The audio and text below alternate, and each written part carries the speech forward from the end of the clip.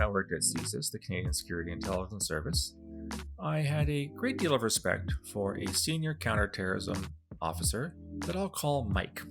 Mike had been around the bend many times, had a lot of knowledge. I believe he was with the RCMP before he joined CSIS at its creation in 1984. And Mike really knew counterterrorism. He was one of the best investigators that I knew, and his understanding of the threat to Canada was second to none.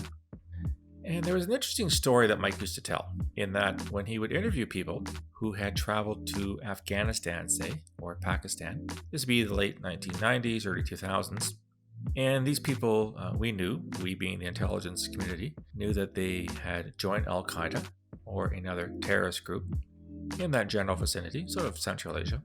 And we confronted them with this fact that we know you were with Al-Qaeda. Invariably, we would get the same response.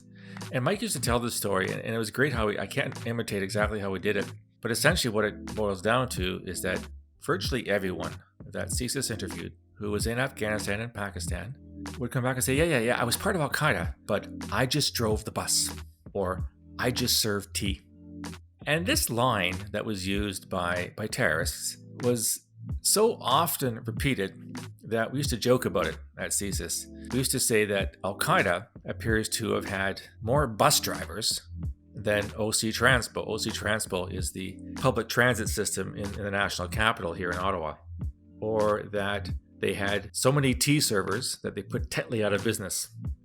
In other words, we had a lot of people who would not admit to any violent role in what is obviously a very violent terrorist organization.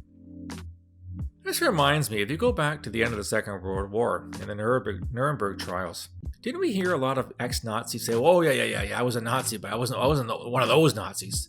I didn't do anything bad to the Jews or to the Poles or the Ukrainians or to the mentally ill or whatever. I just kind of went along with the show." And I'm thinking about this, and I'm thinking, saying that you went to join a terrorist group, but you didn't do anything wrong, it's kind of like saying you like flying on Air Canada, but only for the food. You like the food in economy class. And the reason I'm bringing this up today is that I read a story just this morning in a Middle Eastern news online news site, and I want to quote a few paragraphs from it. Quote, "A Syrian man released this week from the Kurdish-led autonomous administration prisons in northeast Syria admitted that ISIS, Islamic State, Daesh, forced him to collaborate with the organization, saying he was unable to escape from areas controlled by the group. Here it gets interesting. Quote, "I was placed in prison for being an ISIS fighter. However, I was a civilian employee working with the organization." A civilian employee working for ISIS. What does that actually mean? Well, I suppose, that Islamic State with its so-called caliphate, or caliphate as my friend Mubin Sheikh calls it. I'm sure they had all kinds of people out there. They probably had doctors and dentists. They probably had accountants. They probably had street sweepers. All kinds of things. So does this excuse this guy and the hundreds of others who likely are using the exact same rationale? "Oh yeah, I was with ISIS, but boy, I wasn't that ISIS. I didn't behead anybody, and I didn't rape anybody, and I didn't throw anybody off a building, and I didn't burn anybody alive, and I didn't drown people, and I didn't, shoot people in the head. So don't punish me for that. I just drove the bus. I just served tea. I just wrote the checks. I just, I was the guy in charge of leave or whatever." Are we okay with that? Are we okay with someone trying to deflect having joined an organization which was responsible for all the acts I just listed? Heinous acts of violence against innocent people. Thousands of people were killed by Islamic State in the cruelest of ways sometimes. It's okay that you just sign the checks? See, here's the problem. Anybody who joined Islamic State could not have known. That's a lot of knots in that sentence, I apologize. Must have known that this is a group responsible for absolutely abysmal human rights violations. Why? Well, because Islamic State crowed about their exploits. They sent out propaganda in magazines like Dabiq and in videos where they showed them beheading people, and they showed them burning people alive, and they showed them throwing people off buildings. So it was impossible not to know that Islamic State was responsible for these actions, and yet people still went to join them. They still left more than 100 countries around the world. Upwards of 30 to 40,000 people went to join this terrorist group, knowing full well what it represented. And for those who said, well, I didn't know that, well, it sucks to be you.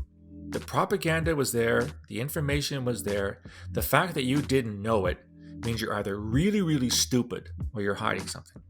You willingly, voluntarily joined a terrorist group that engaged in acts of violence that are unspeakable.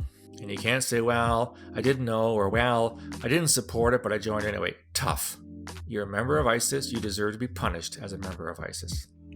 Now, why am I getting all hot and bothered about this? Well, there certainly is this movement here in Canada, probably in other countries as well, to bring all these people back.